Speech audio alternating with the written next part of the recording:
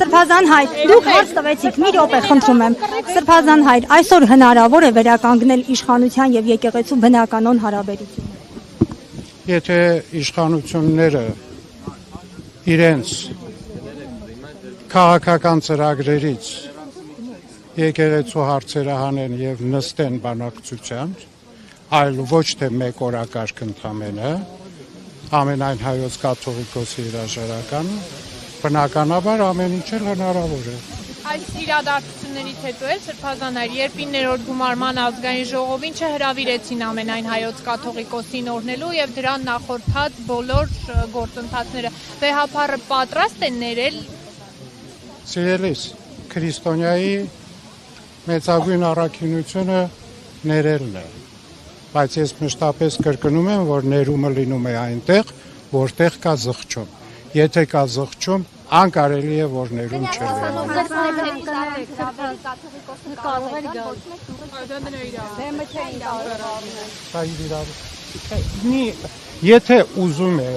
Եթե ուզում եք ձեր գաղափարը համարեք, որ ճիշտ է, հա, այդպես դուք ասեք։ Բնական, չէ, հրավերը, սիրելիս,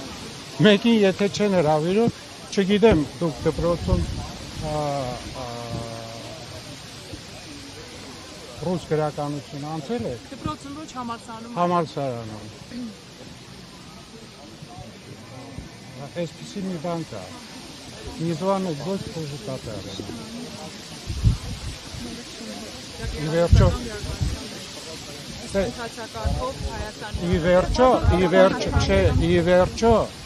Ի վերջո կա քաղաքակիր բաներ, որոնք փախվել են։ Ինչպես վեր եկնում գնում են։ Սրբազան հայր, դե հիմա թող ասեն, ինչ ասեն։ Սրբազան հայր, Նիկոլ իրեն հարգող մարդը որևէ տեղ առանց հրավերի գնում է։ Բայց օրենք ասում է կաթողիկոսը իրավունք ունի։ Հա, իրավունք ունի, բայց հրավիրում է։ Չէ, ախր սիրելիներս, նենց եք խոսում, ոնց որ կաթողիկոսը ձեր թաղի տղերքից մեկն է ու իր գործը չի արել։ Սրբազան հայր, Նիկոլ Փաշինյանի այսպես կոչված եկեղեցու բարենորոգման ծրագրով եւ իր կողմը անցած եպիսկոպոսներից այս ընթացքում որևէ մեկը վեհապարի հետ հանդիպման եկել է, օրինակ մասնավորապես Արցախի թեմի առաջնորդ Գրթանես Սրբազանը։ Ոչ մեկն էլ հանդիպման չի եկել եւ մենք այն եպիսկոպոսները, արքեպիսկոպոսները, ովքեր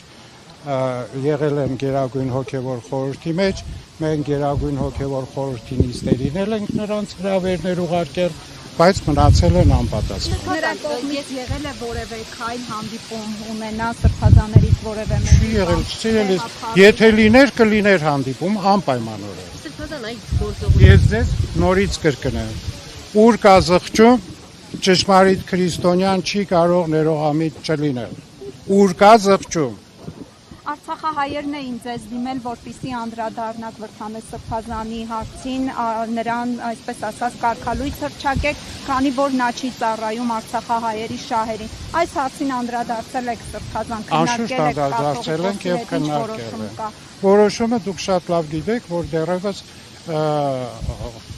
Սրբազանը մնում է իր տիտղոսով։ Այսինքն այնպիսի բան չի արել, կանոնական դաշտում է դեռևս գործում, որ կարգալույց չի հռչակում, որովհետև օրինակ Գևորգ եպիսկոպոսի պարագայում թեմի քահանաներն էին դիմել եւ խնդրել էին կարգալույց հռչակել, որը թեմի քահանաները խնդրել էին, այո, որպեսզի իրենց առաջնորդին փոխեն։ Այս դեպքում արցախահայերն էին ձեզ նման խնդրանքով։ Մենք արցախահայերի հետ մշտական կապի մեջ ենք սիրելիս եւ այն հարցերը, որը կան, մենք նրանց հետ այդ հարցերը քննարկում։ Սրբազան, այս իշխանության այս գործողությունները որ կերպ թույլատվում է հայ առաքելական եկեղեցին։ Երևի թե զորացնում է, որովհետեւ պատմության ընթացքին քրիստոնեական ոգին հավատքը միշտ հալածանքների շրջանին շատ ավելի զորացել է։ Այսպեսական իշխանության Կապ չունի, առավել ևս։ իսկ նման գործողություններով ինչ են ուզում հասնել։ Գիտեք, մի բան է պետք հասկանալ։ Մի բան է պետք հասկանալ մեր իրականության մեջ։ Այսօրվա այսպես կոչված չասելու, հա? Այս հնարավորություն կտա։ Հարցը նրանում է, որ պետք է շատ հստակ գիտակցել։ Հայաստանյայից առաքելական եկեղեցին Հայաստանում ինչ-որ մի կազմակերպություն չէ։ Հայաստանյայից առաքելական եկեղեցին մեր միակ պատմական, մշտապես գործող և գործելու է և իր ազգի ոչ միայն հոգևոր, այլև շատ ազգային տարբեր հարցերի համար իր առաքելությունը շարունակի։ Եվ եկեղեցին ոչ հեծ է, ոչ wellness կենտրոն է, որ կարելի է բոլշևիկյան ձևով փուլակաթափանել, պետականացնել, նշանակել իրենց կառավարիչը։ Այ ուզում եմ, որ սա շատ լավ, շատերը գիտակցեն, որ այդպես չի լինում։ Եկեղեցին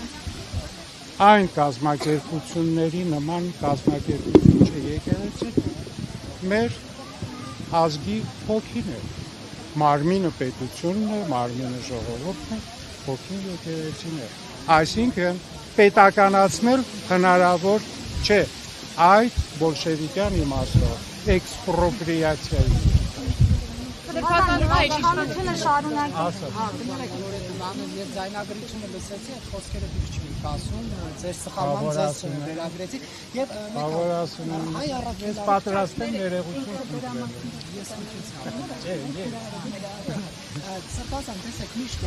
եկեղեցին վերագրվել է նաև այսպիսի մեղադրանքով, որ դրսից ազդեցություն կա, հատուկ ծառայություն, FSB կարճ ասած, ռուսական հատուկ ծառայություն, հետևել կա նման խնդիր, թե ոչ հայ առաքելական եկեղեցին հետո ասում են դեռ սովետական տարիներին, եթե ուզում են եկեղեցին բարձր սպասում ունենալ, պետք է այսպես ասած FSB-ի դաբրոն ունենային, հա, այս մասով ինչ կա։ Նայեք, տեսեք, նախ եւ առաջ այդ չարաբաստիկ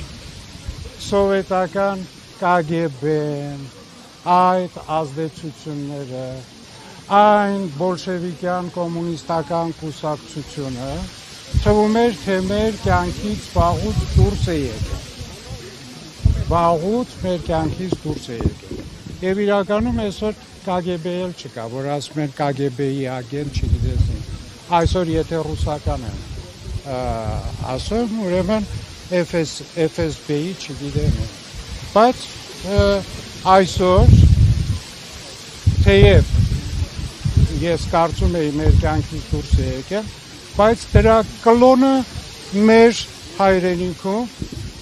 ուրիշ անուններով է մեջտեղ ընկնում եւ նույն գործելակերպով սկսում է աշխատել եւ նույն կոմունիստական կուսակցության, այսինքն բոլշևիկյան ոգիով եւ նույն KGB-ի մեթոդներով։ Իսկ ինչն է թե հայ եկեղեցին կապ ունի օտար ազդեցության հետ, հայ եկեղեցին օտար ազդեցության հետ պարզապես անհեթեթություն է դրա մասին խոսել։ Ինչ է նշանակում KGB-ի, ինչի օրինակ ՑՌՈ-ի չէ։ Ճիշտ է։ Ինչի կարող են Ինչի MI6-ի գաղտնիք չէ։ Ես բրիտանական քաղաքացի եմ։ Ինչի ինձ չեն որակավորում որպես MI6-ի։ Ես նույն հարցը տվել եմ իմ դեսպանին այստեղի, իմ հյուպատոսին եմ։ Արաբական տիրապետության տակ եղել է։ Արաբական տիրապետության տակ եղել է, ինչ կա խորներ։ Մասնավորապես նկատի ներողություն։ արտաքին ազդեցություն ասել նկատի ունենք Ռուսաստանի Դաշնության կողմից։ Մեկ վարքյան, երկխոսության չէ վերածում, բայց ձեր նույն տրամադրությամբ, եթե Հայաստանը եղել է Ռուսաստանի տիրապետության տակ, ուրեմն այսօր գործող իշխանություններն էլ դրա մնացորդներն են։ Ձեր տրամաբանությամբ, ոչ թե ինձ։ Իշխանության կողմից եկել։ Վերջ, շատ եղավ հոգնած։